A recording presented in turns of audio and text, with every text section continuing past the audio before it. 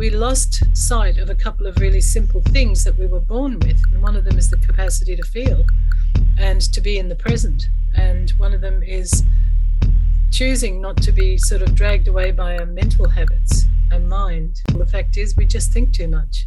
And thinking often leads to anxiety and unsolvable problems. And if you can understand that basic principle, instead of thinking about your problems, you need to feel them. What is it that I'm actually looking for? Do we really know life? Sure. But let me say intelligence. Emotional intelligence, social intelligence, financial intelligence. So I believe it's important for each and every one of us to understand the rules that govern any arena of your life.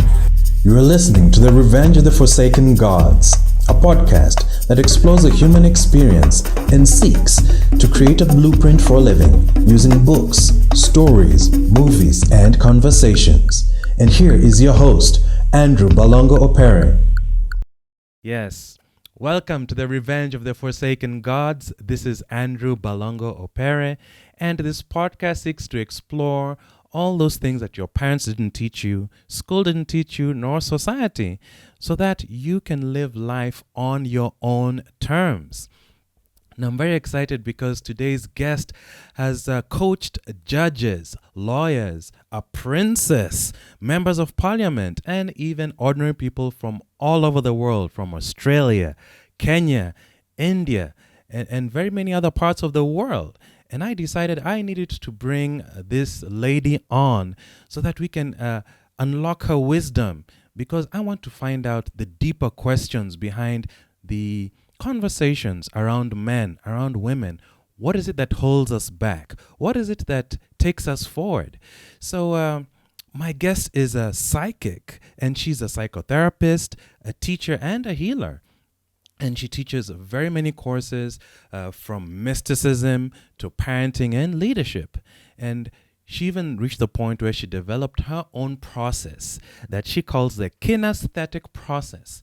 And what this does is it prepares you, it gives you the proper tools to actually change your habits, your patterns, your behaviors, and your outlook on life.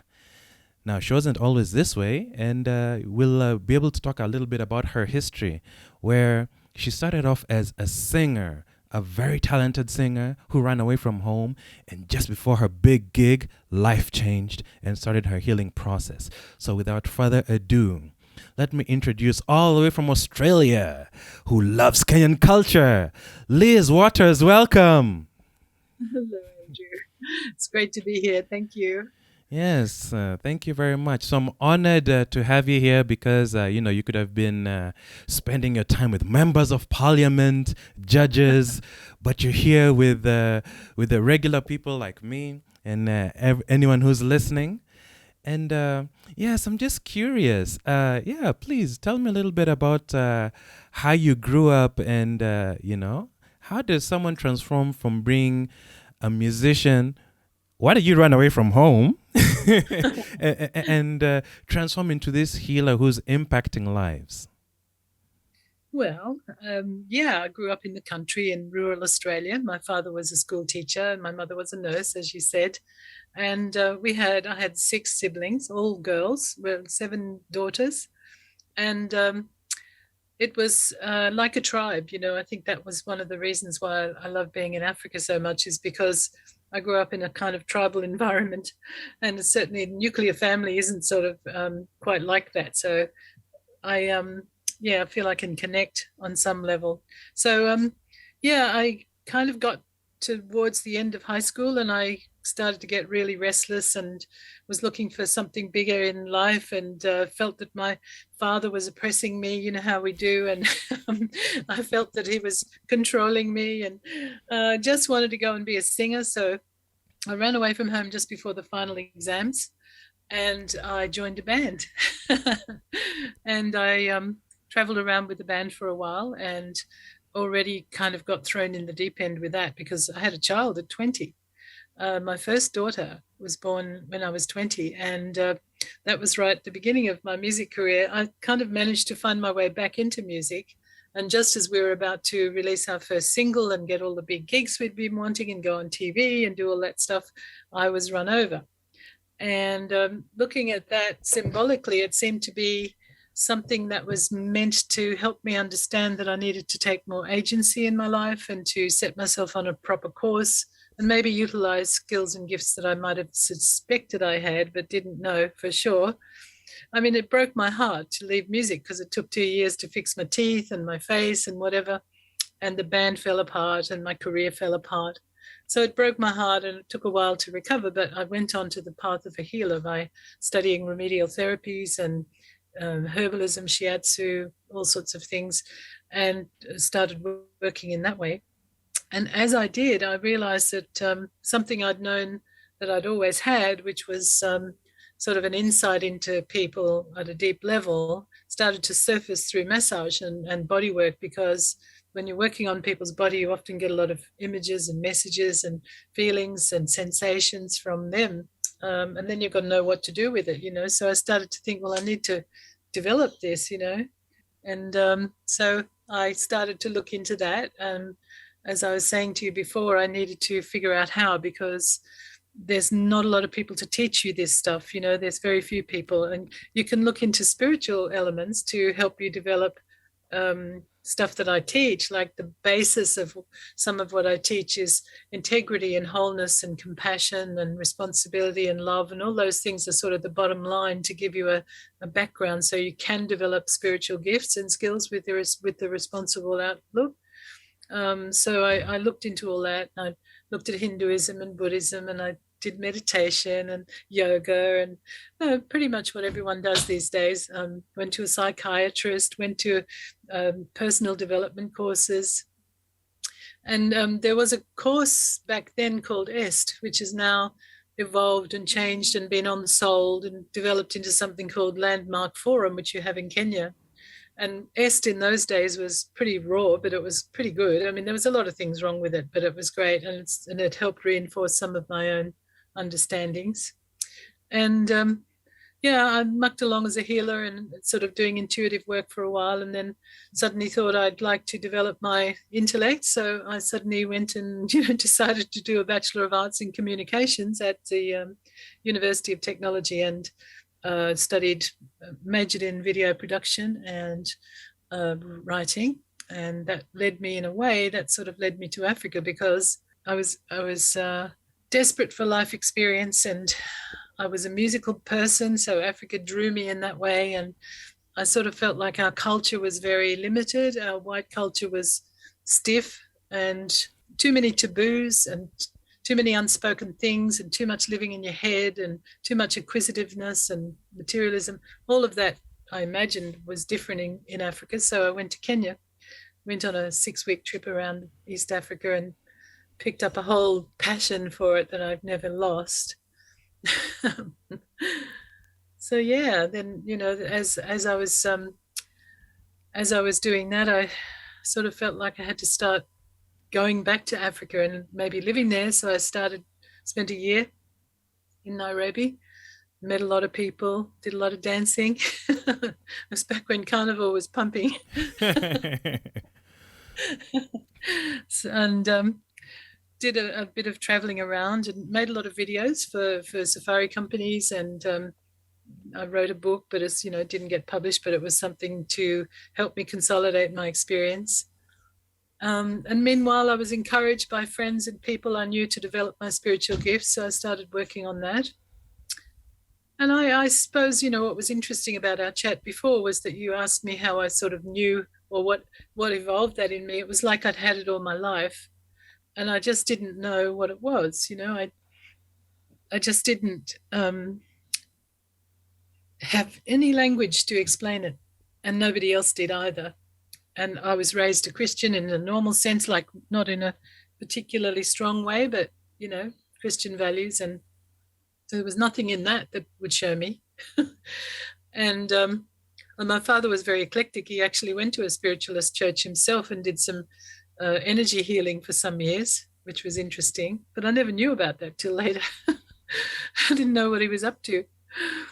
And so this thing became like an urge. It was like this thing inside me that I thought, why am I seeing things that other people don't sort of see, or why am I considered to be somewhat of an intense personality, or why is it that I know how something is going to evolve or the outcome of something, but I don't have any way to say that to somebody because that would be intrusive and violate their privacy. And, you know, so I realized that if I wanted to use this stuff that I picked up as, you know, and developed while I was doing body work as well, I'd need to find a format and a way to explain it and to get myself some permission so that I could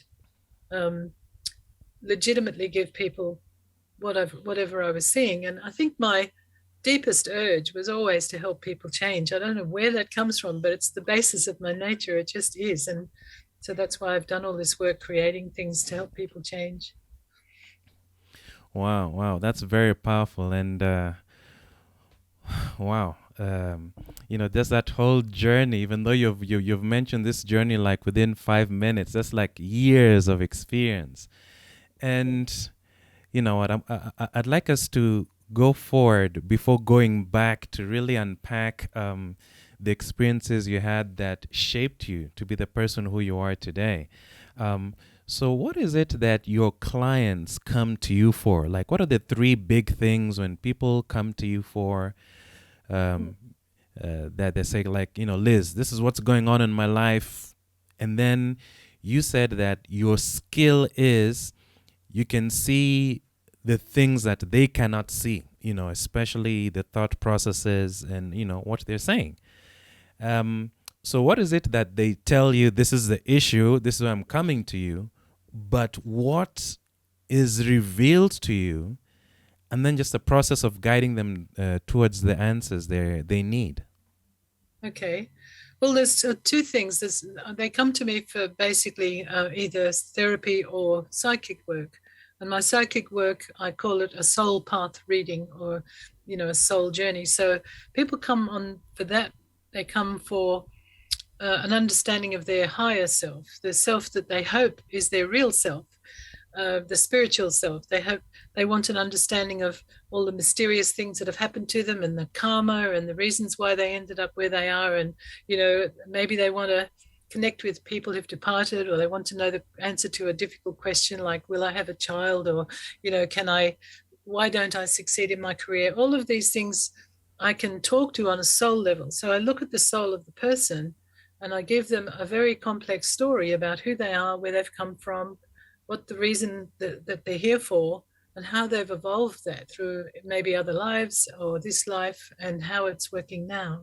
So that gives them a sort of grounding, in a sense that all the things they kind of hoped were true about themselves are the good things, you know, that I can see them too. And all the sort of feeling that there is a spiritual world that you're part of, that kind of feels very real in the reading, like everybody feels like they've been validated in their spiritual quest. And then the sort of guidance that comes through there is about how to deal with the things that have come up in their lives. Like, a lot of the time people come for either it's something like depression and anxiety or a repeated illness, or it might be that they can't get over something, they've lost someone, or they've broken a marriage or whatever and they can't get over it. Or, you know, they want something, they want a child, or they want a better career, or they want to know what direction to go. There's a million questions, and sometimes they're deep mysteries, like what happened to my auntie, or, you know, it might be something quite simple like I've lost my keys, you know, anything in between. It can be this vast array of questions. So that's the purpose of that, is often just give people a sort of sense that someone can see who they are, and that there is a real spiritual being in there, and that, you know, you have a purpose, and that it makes sense, and everything you've done up to now makes sense. And the things that you need to do to help you go forward, I can suggest things, and the guides that I talk to help with that. They might sort of, we do a body scan, we look through your body and tell you how your systems are all working. I can look into your childhood and your childbirth experience of when you were born. I can look into your family relationships. I can look into your financial attitudes, your relationship with the future, all of that. And the other reason why people come to me is the psychology part, the therapy that I developed. And that is to help people shift deep and stubborn patterns in themselves. And, you know, to get healing as well, because sometimes those patterns are causing them illness, or they're causing them repeated behaviors that they want to change, like addictions. And it's pretty hard to crack those things. There's a lot of techniques out there and they don't always work. So the kinesthetic work helps people change their patterns and programs by releasing them out of your unconscious. And it's actually quite easy. We make it really hard, but it's not hard. It's easy. How do we make it hard? You said it's easy. And then what is the kinesthetic process? Okay, well, how we make it hard is because there's a huge body of a kind of complex psychological reasoning in the world, isn't there? I mean, through Hollywood, through the psychodrama of the advertising industry and the media, through the whole global media structure, through politics, the complexity of our psychology is phenomenal. And we all think that we're victims of it. We all think that we're victims of the destruction and degradation and deprivation and the unconscious problems in family dynamics and the politics. And, we kind of are, but we lost sight of a couple of really simple things that we were born with. And one of them is the capacity to feel and to be in the present. And one of them is choosing not to be sort of dragged away by our mental habits, our mind. And that's very Buddhist, it's very sort of spiritual, but it's also very straightforward and simple. The fact is, we just think too much. And thinking often leads to anxiety and unsolvable problems. And we tend to think everything in terms of oppositions and problems. And, we have to solve problems and we have to, it's all narratives that are not necessarily exactly right. A lot of the narratives we live by. And we don't even need narratives. We don't. We actually just need to be ourselves. And people think that's impossibly hard, but it's impossibly simple. It's really simple. So before you explain what the kinesthetic process is, you mentioned that we live through a narrative of opposites, which tends to be very dominant. In politics, there's party A versus party B, men versus women, women are doing this, men are doing that. So it seems that our whole life, good and bad, God versus the devil, white and black. So it seems that our life does look like it's opposites, but you're saying it's not opposites. So how do you think then beyond opposites?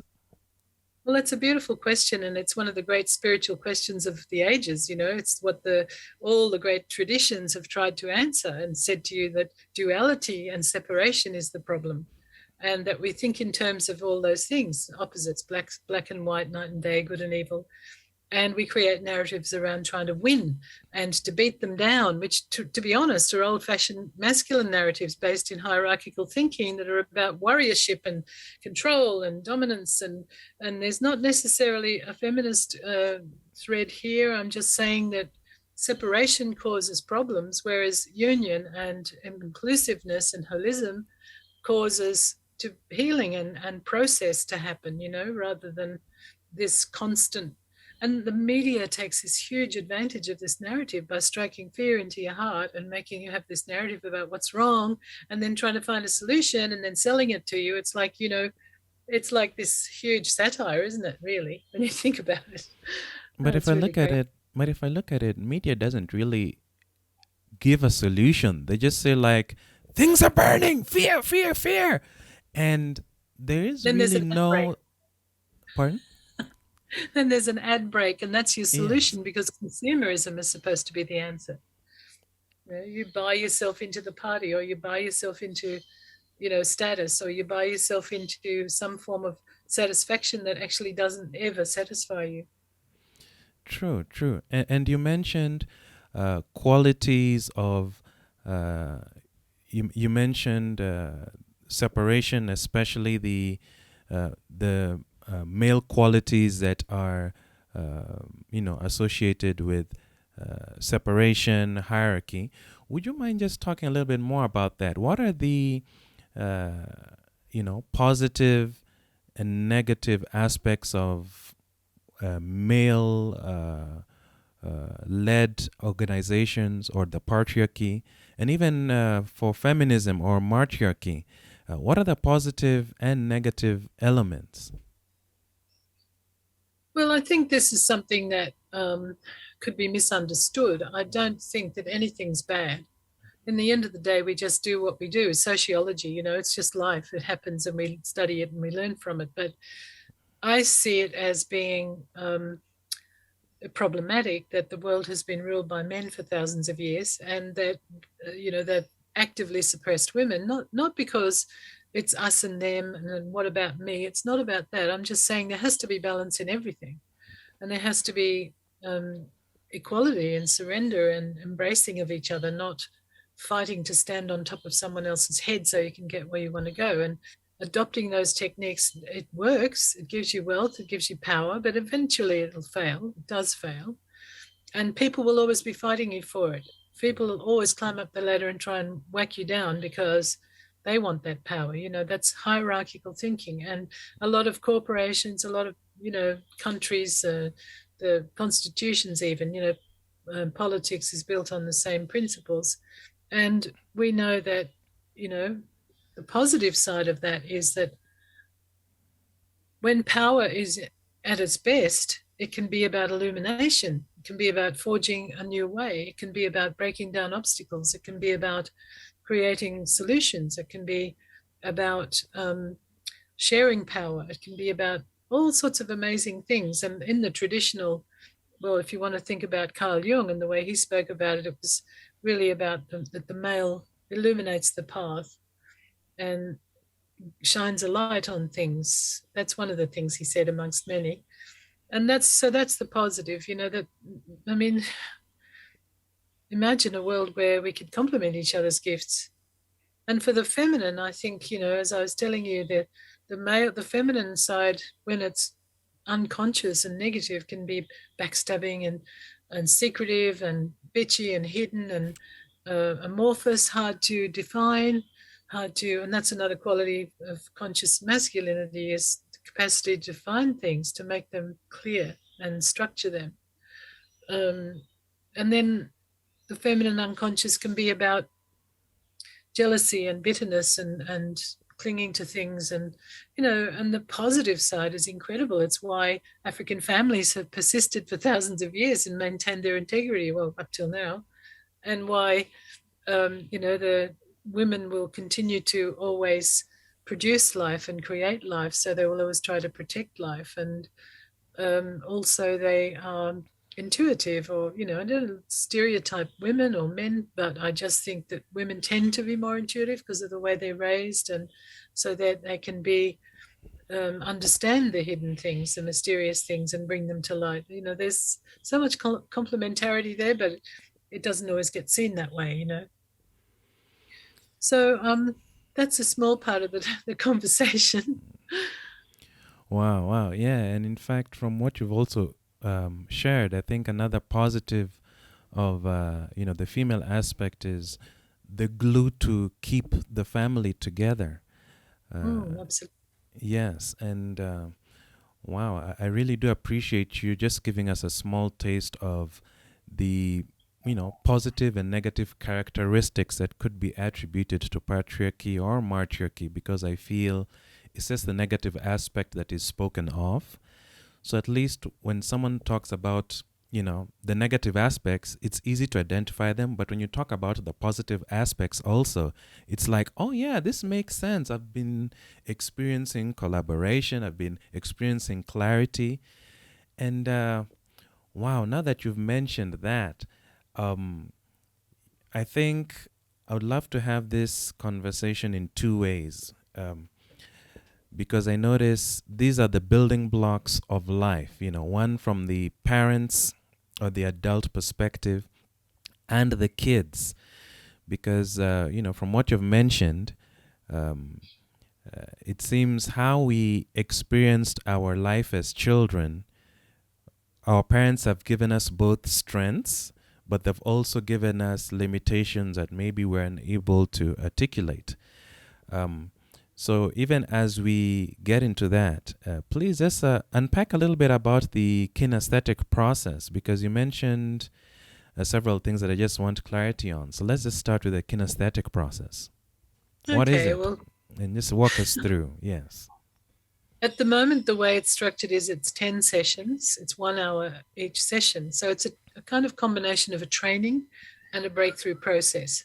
So my idea was to create something that people wouldn't have to go back for all the time, because I really dislike that materialistic approach of a lot of spiritual teachers who just keep trying to on-sell you more books and more products and more workshops and courses. And I love selling my stuff, but it should be that you get the stuff and then you move on to something better for yourself. And so I wanted something that people would learn that would last them for their lifetime. So it's a way of being rather than just a change. You go through the change, but then you've adopted a new way of being.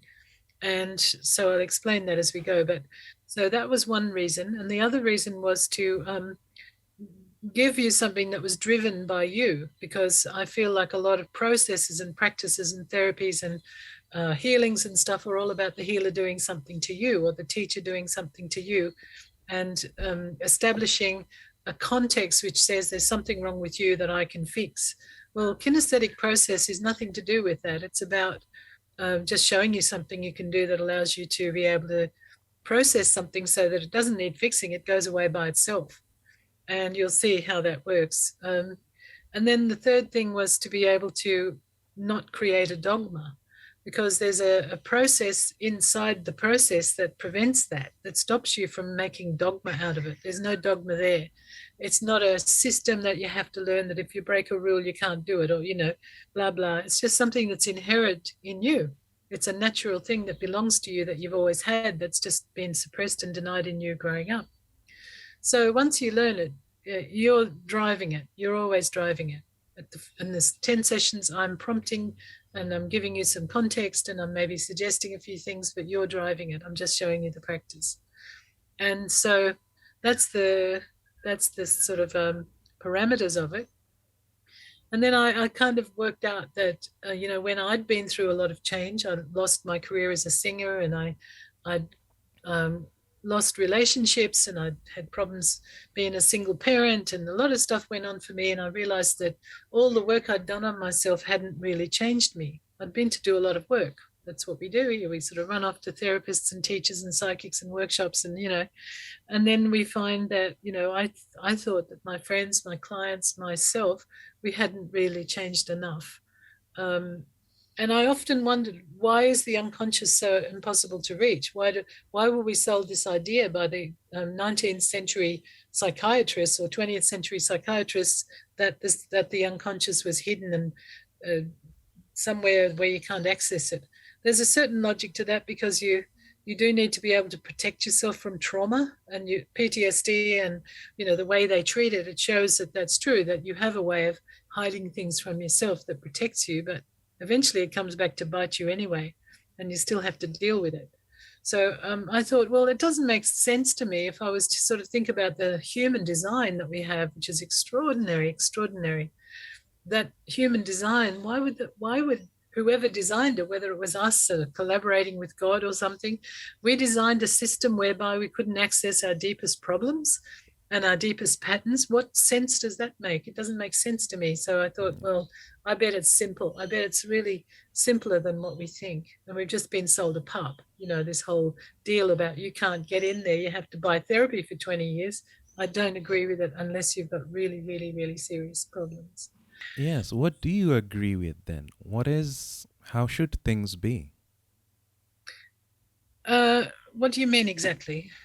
Because you said we've been heavily suppressed, where we get to find our answers from external. And like you said, that's the reason why we interact with all of these people who are subject matter experts, from spiritual healers, spiritual gurus, spiritual leaders, to psychology, mental health practitioners. But you're saying it shouldn't be that way? No, I think at this point in time in history, there is a really important place for every therapist, every teacher, every practitioner. So I wouldn't diss any of that. But I'm just saying that I think that we've missed the point. There's a very much simpler and easier way to do things. And the other part of it is that we need to raise children completely differently to the way we were raised. But because of our conditioning, we don't know that. We don't understand it.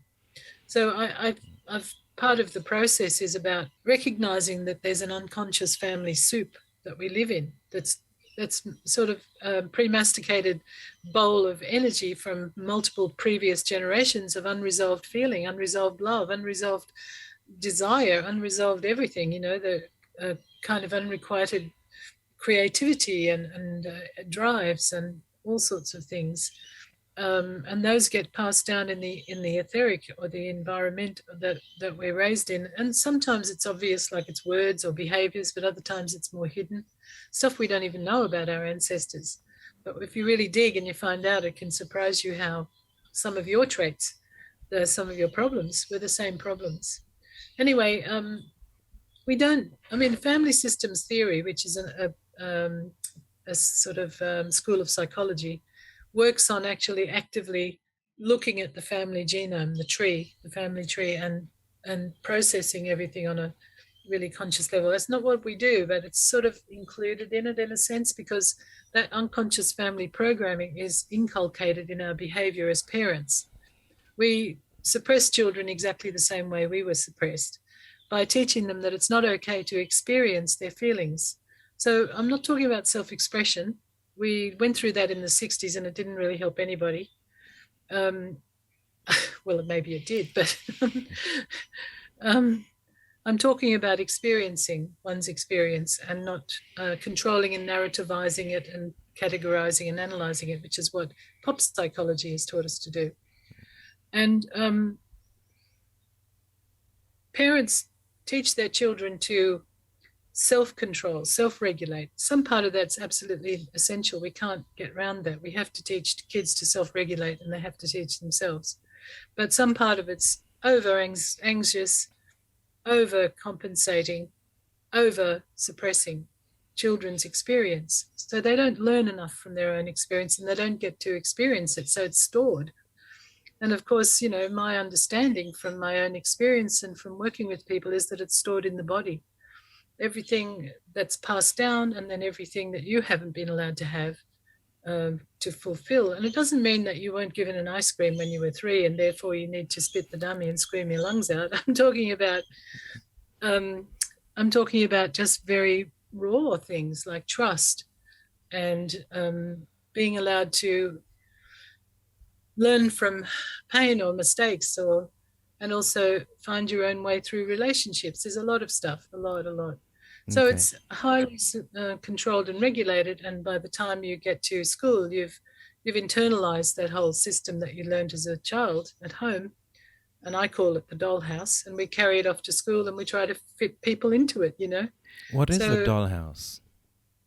well, I kind of thought up this thing where I thought when someone's about 3 or 4 and they're becoming cognitive, they're starting to try to find an identity.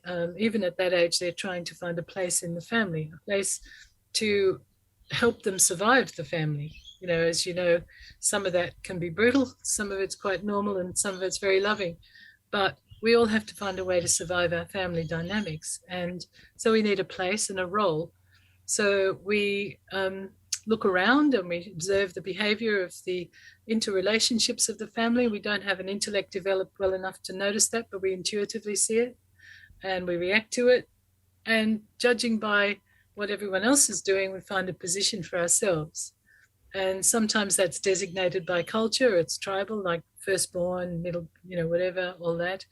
But mostly it's just whatever's taken. Someone else is already doing the rebel bit. Someone else is doing the nurturing bit, So you find a place, but it's not just stereotypes again. It's also about what you've brought with you into this life. It might be your karma, your choices, your soul's needs. So you pick a role and you find a way to create a behavioral agenda around the role. So, if you're the family nurturer, if something goes wrong, you automatically step up. Whereas another child in that family won't. They'll step down and walk away, So you have an agenda for behavior that always tells you how to behave, some of which might be wonderful, but some of it's automatic. You don't really think you have a choice because you've been doing it all your life. And there's many things that make that up. Like, it's not just the obvious stuff. It's subtle too. Like there's another part to it, which is also the seesaw. I call the seesaw is when you are taught that when you're doing things for others, you're making everyone else happy, you're comfortable, and that's good. And when you're doing things for yourself, you tend to be not making everyone else happy. So you're on the other side of the seesaw and you're not feeling comfortable there either. So you kind of wobble between them throughout your whole life. You kind of go backwards and forwards, trying to please others, trying to please yourself. And, if there's a question in your life, like, am I gay, or do I really want to be an artist, or would I be better off as a singer, or, do I perhaps not want to have a child, or things like that are a little bit different or unconventional, then you might find yourself in deep water struggling with a seesaw, trying to please everyone else, especially in stricter cultures, and not being allowed to please yourself. And your agenda for behavior will dictate how you do that. That's Wow. complex. I expect you to have to take all that in right now. But there's a lot to it, isn't there? Yes. And I appreciate that you've opened that conversation. I'd like us to explore it a little bit in a way that we can grasp it, because you've mentioned, so I'd like us to explore. I know you've already started a little bit, like what are 3 mistakes parents make in their attempt to raise, to bring, structure, discipline to the home? You already mentioned, about self-regulation, but I'd like you just to make it more practical for a parent who, give us some examples of how this looks like. And you mentioned how children adapt, like becoming the nurturer or becoming the rebel. I think maybe there's, those who tune out and they don't participate. So just, tell us maybe 3 mistakes parents do, and maybe 3 ways that that kids try and cope with whatever their parents do, just to maybe bring more awareness about a behavior that a parent may be trying to do their best, but they don't realize the harm that they're doing for the children. Well, I'd like to remind people that there's a thing in psychology called the good enough parent. So it's really important that we always affirm that people try to do their best, and there's no wrong. Unless you're an abuser or something, there's no wrong. You're doing what you think is right. And, so it's not a critique, it's just an observation that when you overly control children and you don't let them experience the boundaries of their possibilities, then they will grow up limiting themselves to please you. And that's something, an example might be simple. I mean, somebody who's incredibly athletic as a child wants to climb trees all the time, and the mom or the dad is terrified of heights or frightened of breaking their leg because they did that when they were a kid, or their parents were very controlling or something like that. So you're telling the kid, don't do that, and another parent might allow the child to explore and experience that, and that child might go on to be an athlete or a very physical person who loves sports and does sport. But the child who's limited in that might turn out to be afraid of things and not be able to express themselves physically, or there's a million variations on this theme. So maybe watch the way that you limit children and ask yourself, why? Is this reasonable? Is it okay? I mean, surely it's okay to at least make some mistakes. You don't obviously let a kid walk along a cliffside, but you let them make little journeys into life and find out.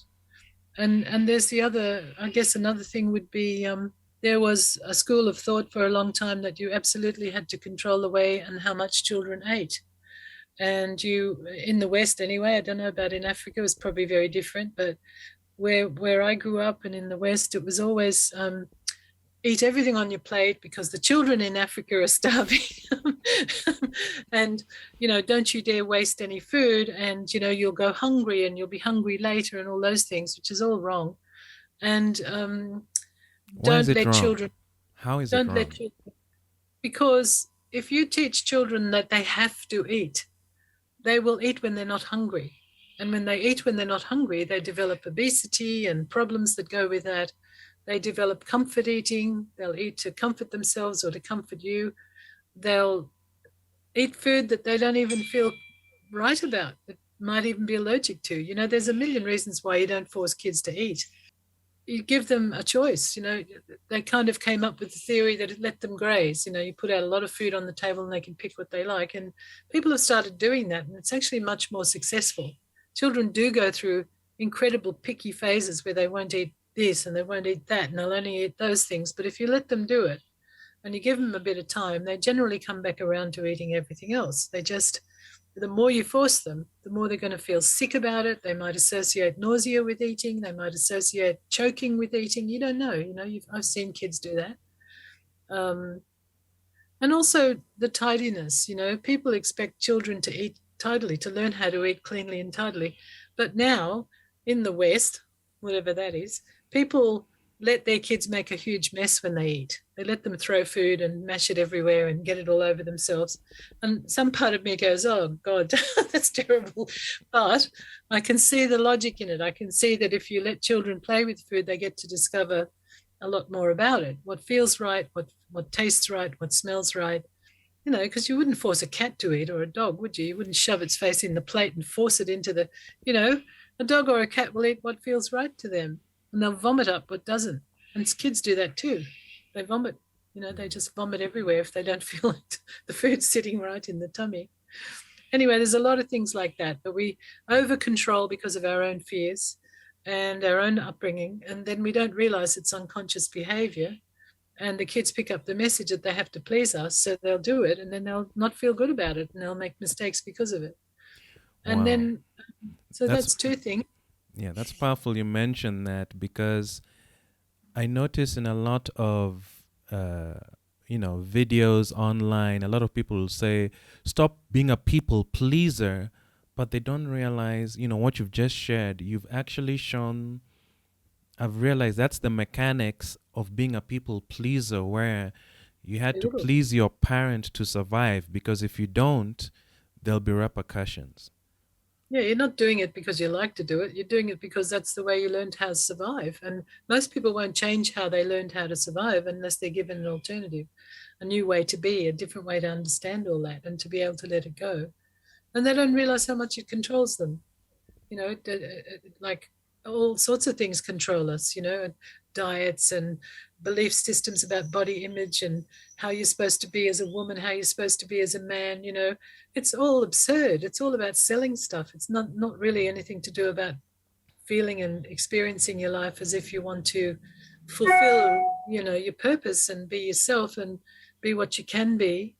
It's more about doing what you think everyone else thinks you should do. It's crazy, isn't it? It's really crazy. Wow. Yes, and you're mentioning a third thing? Well, there's many. Just try and pick one. Sure. Oh, maybe that thing about, when you're at school and someone picks on you, you're not supposed, well, some people teach you to fight back and punch the other guy, and other people teach you to turn the other cheek and walk away. And somehow I'm not sure either of those are okay. Perhaps children would find their own way if they were left on their own. That's the psychology books say, don't interfere. Let them work it out themselves. Not if it's bad bullying, but amongst siblings, for instance, you're not supposed to interfere if they're bullying each other or mucking around with each other. But I think behavioral stuff like how to sort out relationships at school and with siblings is stuff that we also get too much involved with. As I said, sometimes you have to intervene. With my children, I've definitely had to intervene at times, and I don't regret it, because doing that means they know that I'm sticking up for them. They know that there are standards and principles involved that they have to respect and other people have to respect. And so there's a case for, for some interference and intervention, but there's also a case for letting children tell you how they feel, express the problem that happened, where it started, what happened for them, why it happened. Maybe they might know, they might not know. And what's at play, because kids can't tell you what's at play unless you give them space to do it. Like they won't come out and say, well, my friend has Adidas runners and I can't afford them and I'm really upset because of that and they beat me up. They're not going to say that. They're just going to say, so-and-so beat me up, so you get it all wrong, they get it all wrong. There's a whole bunch of stuff that's underlying everybody's problems. But it's like we don't have to actually know everything. We only have to choose to feel things. And when we choose to feel them, the emotional experience that generates our behaviors changes. And that's the crux of kinesthetic and a lot of other therapies, but I feel like it really works if you can understand that basic principle. Instead of thinking about your problems, you need to feel them. And how can we feel our problems? Because a lot of the times parents will say, don't cry, or why are you feeling sad? Don't be sad, be happy. So really growing up, we don't get a chance to process. We're told don't. So when you're saying feel, I think it's a little bit strange, and I'm not surprised why we're not able to feel, because feeling stuff, especially when it's not positive feelings, doesn't feel nice, especially in the body. So Well, that's the first thing to change. Sorry. Yeah, so go ahead and please, unpack that. How does that affect both the parenting, the parents, and even the kids when your emotions are being suppressed? You're like, don't shout or don't express anger. Well, obviously, expressing anger means something. What do the emotions mean when they're trying to express something? And how does the parent suppressing the expression of that emotion hurt both sides? Because I can imagine it's tough for an adult to experience a negative emotion, around you. So hence, the easiest way to try and control it is stop being angry or go into the corner so you can let that negative emotion get out so I don't have to deal with it. Well, the first thing that we learn is that, what we were saying earlier about separation, there's good and bad, there's no shades in between. And, that's not true. And we're trained to think right from day one that expressing or experiencing your feelings is not good because somebody else is triggered by it. Basically, that's what I was saying about the soup. If you're in the unconscious family soup and you've got a baby that screams all the time, you're in a complete nervous wreck, and you spend half your time calling your mother-in-law and the other half the time doing Dr. Google. It's anxiety and fear and pain and sleeplessness and all that. And we're triggered by it, so we suppress them. We try to shut them down. We try to teach them self-control. We try to control them. There's a million ways in which we do that. So we're teaching them right from the beginning that it's bad to feel this and it's good to feel that. And most of that's about making me happy, not making you happy. Look, I put it in an extreme way, but I know there are shades. I've got 5 kids. I know exactly how complex it is. But one of the things I discovered when I taught myself kinesthetic, and then I started trying to apply it everywhere in my life, I realized that I had to stop suppressing my kids. And it was hard because there were behaviors going on that were difficult. There was bullying, a little bit of bullying. There was some acting out where one kid was a real drama queen. There was a kid who suppressed all her own feelings without being asked to please me. And there was another kid who was angry all the time. And I had to try and sort of stop trying to juggle it all and control everybody and shut them all down and let them have some space. So I had to work with each one individually and figure out how to do that. And one of the ways I did it was by processing my own reaction. As soon as I processed my own reaction, it wasn't so hard to deal with theirs because they were just triggering me. And I call that the 5 o'clock mum. 5 o'clock comes around. If you're like me, you had 4 kids under 10, you had a husband or a partner who wasn't around much, or if he was half asleep, and who wasn't, hands-on with the kids. And you are exhausted because you've been trying to be a mother and trying to be a career woman and trying to juggle money and trying to handle school. And all the kids' needs are phenomenal. They're huge. Kids need so much. They need full-on hands-on attention 24/7. And then, you think without really noticing it, you feel like, what about me? Well, who am I? Am I chopped liver? Am I just like this thing walking around fulfilling everyone else's needs? And you start to feel frustrated and you start to feel deprived and you feel angry with your ex or husband or whatever he is.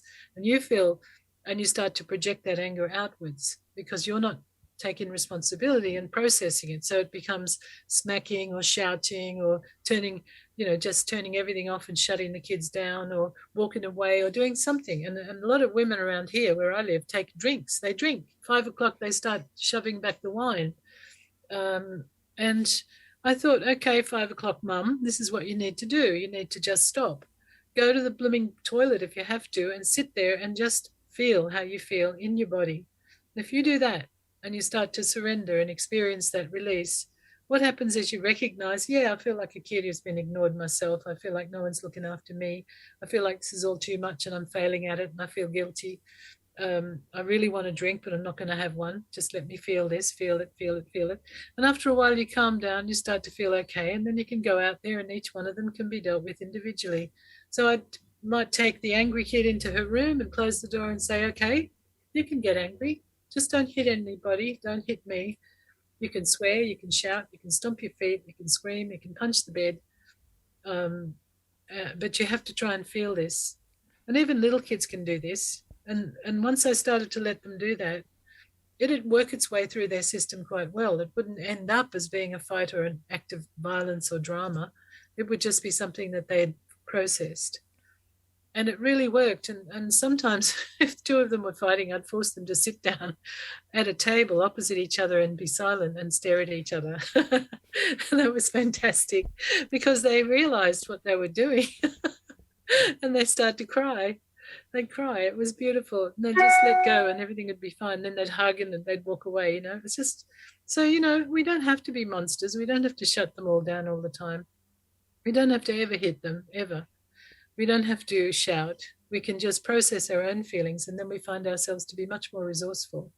And we find ourselves to be knowing that if you're not getting your needs met, you go and get them met later and you can get them met. Find a way, find another partner or change your life in some way, or just don't drink and shout at the kids, I hope that was helpful. Wow, it was very helpful and it's very insightful because you see, these are parts of life as children we don't see and recognize. And by the time you become now a parent, you have no idea how to do things on purpose, how to process, because those questions you shared, how does this feel, feeling the lack of support, that's groundbreaking for me. And, are there any other questions you could share that would help someone process the emotions? Because that's something you said, someone to take responsibility for their life and process what they're going through.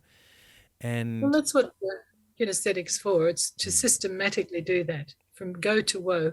It's to take everything in your life that doesn't work and talk about it until you start feeling it, feel it until you can feel it in your body, surrender to the experience, and it comes up and it processes, it comes out of your system.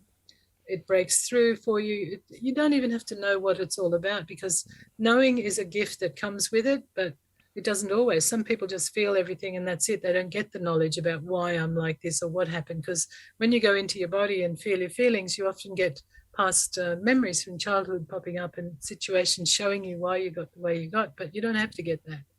It's just one of the byproducts. So yeah, that's kind of how you do it. But I mean, you need to be trained. But on the other hand, the basic idea is there for everybody, just to take it and try it. Next time you're upset, angry, uncertain, confused, emotional, whatever, just stop, feel it, allow yourself to have it. They're just feelings. They're not bloody arrows and they're not poison. They're just feelings. We're trained to think of them as dangerous. They're not. They're just experiences. And if you choose to accept them as they are and feel them in your body shows you what's going on, but it also lets up the energy that you've used to store all those old memories. Wow. So then you're self-cleaning out, simplifying. You just made me remember one of the after effects, the consequences of people pleasing, teaching the kid to people please is when you become an adult. Sometimes you're afraid to compete in the workplace. Would you mind giving us just some other examples how this can manifest as an adult? Because you mentioned that a lot of social organizations play that role of having to please us. Well, I think what I was saying was that when we go to work, we often take the unconscious program from childhood with us, the dollhouse. We take it to work and we stick it in the workplace and we expect people to fit into it. And we form cabals and power groups and we hustle and we compete or we don't compete or we hide or we do this or we do that, but we're basically doing what we did growing up without knowing it. And then that will determine how we go at work. We'll either be hurt or bullied or waylaid or sidelined, or we'll climb up the top and on top of everybody else and get somewhere, or we'll, that's a simplified view, but so the fact that we've got this unconscious agenda for behavior, which was our modus operandi for survival growing up, is essential to us. We don't even know it's there. It's how we think our personality is. We think we're this kind of person. Oh, we're just this kind of person, but we're not necessarily that kind of person at all. We might be another kind of person we don't even recognize yet. And processing that stuff, releasing the unconscious childhood program that we designed for ourselves to survive the family, means that we can be adults. It's called individuation, where you become yourself at least enough to feel that you don't have to act out your unconscious dramas from childhood. But a lot of people are still competing with siblings in the workplace unconsciously, or with bosses because it's a father figure or it's a mother figure, competing with somebody in their imagination. It's not even real. Some people sabotage other people at work because they're deeply into survival. They don't understand anything else. They think that's the only way to survive. There's so many things that we don't need to do that we do that just dominate our lives and take away all our joy, and we don't know that we're doing them. Would you mind sharing some? I bet you've heard of a bunch of stuff when your clients come and talk to you. What are some of the things that pull people back, that they sabotage themselves and they don't realize? Maybe just share 3, Well, I kind of just did, talking about how you might play up to a father figure in the office thinking that he's your father at some unconscious level, or you might sabotage him because you're always trying to get away from him as a child. You might have been an abuser or violent or a drunk. You might have felt terribly helpless around your parent and felt that you couldn't do anything right. If that's the case, you might become a bungler. There are ways in which you express yourself at work that are so about who you are as a child, and you try not to be. We kind of are aware of it, but we just don't know how to change it. We might go into work and be afraid to compete, like you were saying, because you're a pleaser. And you don't even sit down and think, what would be the consequences if I didn't please anybody? You don't think there aren't any consequences. It's all in my head. I don't have to actually answer to anybody. This is my life. Why don't I do something that I want to do for my own sake? And who cares what other people think? As long as I'm responsible and caring and sensible and I'm not actively harming anybody, I can be myself. I can compete. It's healthy. Wow. That's very impactful. And I know we've spoken about the workplace, but now I see even how this manifests in relationships with men and women, that I think has not been really explained properly by the media. It's normally just said, women saying this man is not stepping up, or we just hear that women tend to say, yeah, I left him because he's not handling his responsibility. He doesn't know what to do in a relationship. But it seems you've added a little bit more dimension apart from the workplace examples. How does this manifest in male-female relationships? Constantly, because first of all, we're taught that when something happens, it's happened to us. It's not because we had a response to it. We don't recognize that if we are allowed to have our feelings, even though they're not important, we would have been able to process something and let it go. But because we don't do that, we blame somebody else. We think it's happened to us. So women are really good at this. They're very, very good at it. And they spend a lot of time talking to each other about it. And I feel like a bit of a traitor, but I did it myself for years, so I understand it. You get together with other women and you bitch about men, and you constantly bemoan the fact that they don't do this and they don't do that. And you never sit there and say, well, I created this relationship. I'm participating in it. I chose him and he chose me, and it's for a reason. I can change it or I can leave it. People don't say that. They don't say, oh, well, I've got a choice here. I can change it or leave it. They sit there and carry on for years, and then they create circumstances where they have to leave, or they have to divorce, or they have an affair, or they do something because they won't take responsibility for what's going on for them. And if you do, Often it's something that you just don't know how to get your needs met. You don't know how to talk to somebody. You can't communicate, or you feel oppressed by the other person when in fact it was your dad who did it, not your, not your husband. There can be a million reasons, but there's a lot of unconscious drama in relationships that can be solved by talking, by feeling, by choosing to take responsibility for how you feel. And then when you've done that, you can see clearly what the guy's doing or what the woman's doing and what you're doing. Because, a lot of the time the boundaries are all blurred because we don't take responsibility. Wow. Would you mind then sharing, just for us to start understanding this process of feeling? It's like, we know the alphabet of words so that we can speak words. What's the alphabet of emotions? What are three things that men are doing wrong that they can, let me not say correct, but they can learn from, I guess, their lack of expressing themselves? And also, what are three mistakes women are doing and what can they do? Well, we're all not trained in the language of emotion because we're not allowed to have them. So maybe learning how to experience your own feelings and then to communicate it, not saying you made me feel like this, not saying you do this to me, but saying when you do that, I feel like this. And I'm aware that that's my stuff, my responsibility. But maybe it would help you to know that. So you could maybe do it a little differently but even that, just start with yourself always.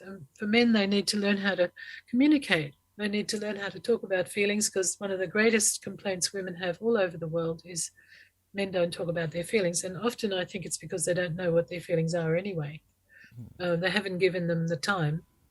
And whereas women think they're giving time to their emotions, but they're more or less just bemoaning what they're feeling rather than actually feeling it. I know that sounds weird, but women love to feel stuff, but they feel it on a certain level, like the acceptable emotions, like resentment and guilt and shame and anger and stuff, but they don't actually get deeper than that and process stuff so that it goes and leaves them, and they don't get beyond those stuff that society gives you permission to act out, like the drama of it. So Hollywood, all that stuff. yeah, so I remember something you mentioned that which I'd like you to expound on a little bit more is that when men and women have conflict, it's the battle of the dollhouses.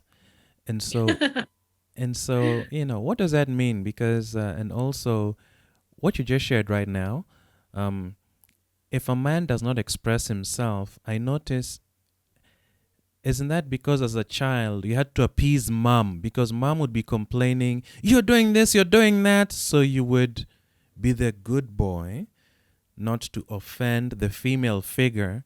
And so I'm not surprised that if men express their feelings, we've even seen a whole bunch of examples where if a man was to express emotion, women are saying men need to communicate more and what have you. But when we communicate failing or vulnerability or the feeling, we don't rise up to the expectation. Yeah, and I'd like you to talk about expectation. Then we get a negative response. Oh, how could you? You see, you're weak. So that's why I would keep quiet and hold my feelings back. Yeah, well, I think that's one scenario. That scenario where, a little boy has to be good for his mother. There's another one where a child has been beaten by the dad, or where the child has been abandoned or neglected by a father. There's a million of them. So it depends on what happened to you, depending on what you do in that. But yeah, that's a lot about behavior, good behavior, but it's also, you know, men are brought up not to be allowed to feel anything much. They're brought up to shut down their feelings much more than women. So it's even harder for them to learn to experience their emotions and then communicate them if necessary. But the men I'm working with at the moment are actually quite good at it. They just didn't know they were until they started to do it. So it's also about women giving men the space to do it. Like a lot of the time, if a man doesn't answer back straight away, they get mad because a woman knows how she feels pretty quickly, and a man just doesn't. He needs time, and she doesn't give him time. She assumes that he's being obstinate or rude or something. There's a lot of different permutations, but in my experience, all relationships can either be healed or broken, and sometimes they need to be broken. It's okay to let each other go, but one or the other, by choosing to know yourself and understand what you're feeling. And it isn't about sort of indulging it at all. It's about just allowing what is to be until it goes. And when it goes, you're left with much clearer way of feeling about things. Like, for instance, if someone's been angry all their life with their dad and they acted out in a marriage by beating the wife or something, and they process all that rage from childhood and it starts to leave them, they can then they might feel a lot of shame too because of it. They might need to process all that. Then if they've done that, they can see that they've been very toxic and they need to apologize and clean up their act and change their behavior, and then they might then have a chance at having a happy relationship. And if a woman's been sexually abused, which is incredibly common, she might grow up feeling manipulative towards men sexually, or defensive, or shut down, not orgasmic. There's many reasons why a woman might react to what's happened. And then that goes into the marriage and it becomes an issue. And then you've got to process that. So a woman might have to process the fact that she was abused and she's never been able to deal with it. And once she's done that, you might have a chance in the relationship. But, it's not the answer to everything, but it certainly gives a great deal more space to choose and to understand where you're at and what you can do. Wow, wow. That is so powerful to hear, giving the space to choose. And I know that we can go, I'd love to go in depth into more of some of these things. But right now, I believe you're being called by a judge to attend to on the opposite side of the world. But I'd really like to thank you for your time today. I know this is just the end of part one. We're going to have part two where we'll unpack some more of the negative aspects in society we see, like corruption, racism. I'd love to just unpack the psychological side of that. And yes, if people want to find out more about your work and would love to have a deeper conversation with you about this kinesthetic process or any other processes, courses that you teach, how can they reach out to you? Oh, well, WhatsApp. Message me on WhatsApp, which is Australia. That's +61. And then the mobile number without the 0, I believe. So it's 4511 94911. And the email address is liztreeoflife@gmail.com. liztreeoflife. I'd love to hear from anybody who's keen to start something or learn something. I'm very happy. My website is lizwaters.com.au, but it doesn't give you a huge amount of information, just a taste. So have a look at that. Maybe that'll help. All right. Thank you for sharing that. And if anything that you have heard during this conversation has sparked your interest, or you got an aha moment, I would love it if you could just share that in the comment section below. Or even, yes, please feel free to go ahead and send me a tweet on Twitter. My personal Twitter handle is Opereta1. That's OPERETAR1. And the podcast Twitter handle is Revenge F Gods. So please, would love to hear your feedback. Which points of this conversation really stood out to you? What would you love to be explored deeper in this conversation to gain more clarity? So that you can get the tools that you aren't taught by your parents, by school or society, so that you can live life intentionally. You can live life on the level that you desire and go forward. So thank you very much for your time, Liz. I appreciate you. Thank you, Andrew. Me too. Yes, and if you found this conversation helpful, please do share this with a friend, an enemy. If you have your questions, please feel free. Yes, you can email me at andrew.opere@gmail.com.